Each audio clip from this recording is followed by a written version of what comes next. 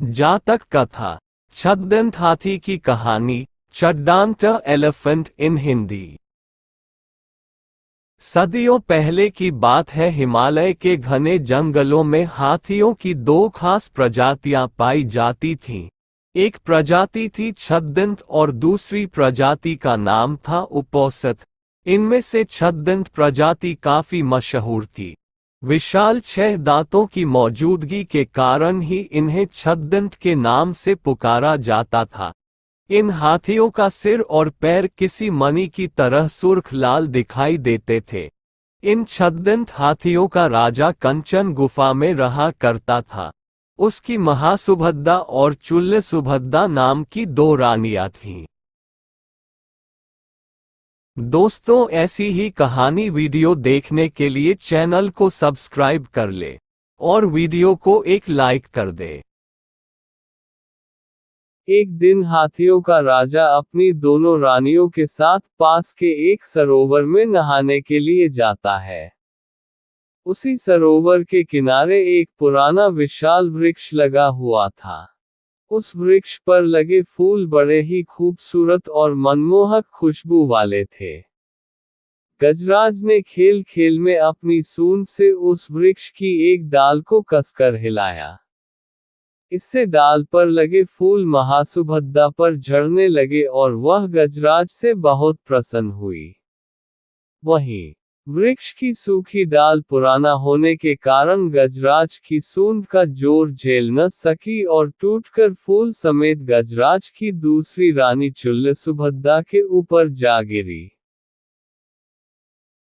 हालांकि ये घटना संयोगवश घटी, लेकिन इसे चुल्लसुभद्दा ने अपना अपमान माना और उसी वक्त गजराज के निवास को छोड़कर कहीं दूर चली गई। जब गजराज को इस बात का पता चला, तो उसने चुल्लसुभद्दा को बहुत ढूंढा, लेकिन वह कहीं नहीं मिली। कुछ समय बाद चुल्लसुभद्दा की मौत हुई और मरने के बाद वह मद्र राज्य की राजकुमारी के रूप में पैदा हुई। युवा होने पर उसकी वाराणसी के राजा से शादी हुई और वह वाराणसी की पटरानी बनी। पुनर्जन्म के बाद भी वह छद्मदंतराज द्वारा भूलवश हुए उस अपमान को भूली नहीं और उसका बदला लेने का सोचती रही। एक दिन मौका पाकर उसके वाराणसी के राजा को छद्मदंतराज के दांत हासिल करने के लिए उकसाया। परिणामस्वरूप कुछ कुशल निषादों के समूह को राजा ने गजराज के दांत लाने के लिए भेज दिया। गजराज के दांत लाने के लिए रवाना हुई टोली का नेता था सोनुत्तर। सोनुत्तर करीब 7 साल का सफर तय करके गजराज के निवास पर पहुंचा। उसने गजराज को पकड़ने के लिए और अपना शिकार बनाने के लिए उसके निवास से कुछ दूरी पर एक बड़ा गड्ढा बनाया। गड्ढे को छिपाने के लिए उसने उसे पत्तियों और छोटी लकड़ियों से ढक दिया और खुद झाड़ियों में छिप गया।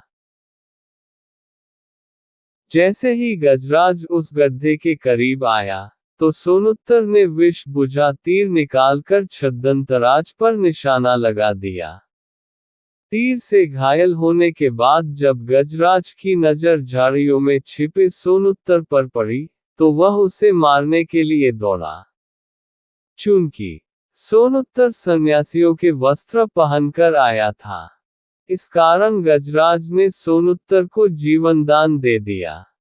गजराज से जीवनदान पाकर सोनुत्तर का मन बदल गया और उसने गजराज को सारी कहानी कह सुनाई और गजराज पर निशाना साधने का उद्देश्य बताया।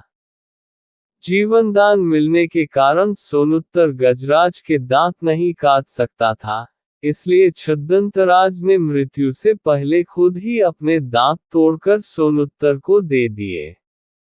गजराज के दांत पाकर सोनुत्तर वाराणसी लौट आया और गजराज के दांत रानी के समक्ष रख दिए। साथ ही सोनुत्तर ने रानी को यह भी बताया कि किस तरह गजराज ने उसे जीवनदान देकर खुद अपने दांत दे दिए।